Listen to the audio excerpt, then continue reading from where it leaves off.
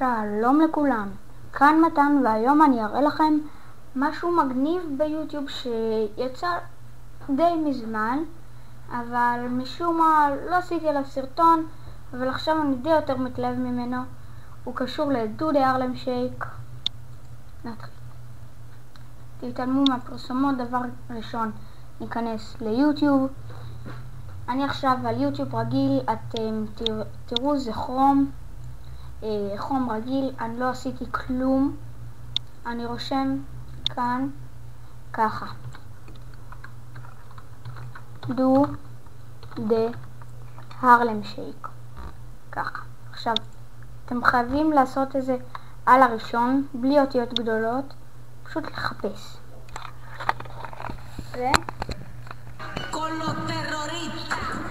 זה מתחיל רק היוטיוב לזוז ככה, רק היוטיוב זז, הפרסומות לא זזו אחר כך אחרי הגרייפס.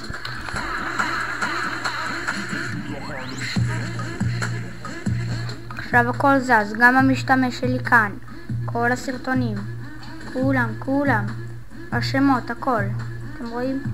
הכל, היוטיוב, עכשיו הכל בגרייפס ככה. אוקיי, כאן היה מתן, שמחתי לעזור, יאללה ביי.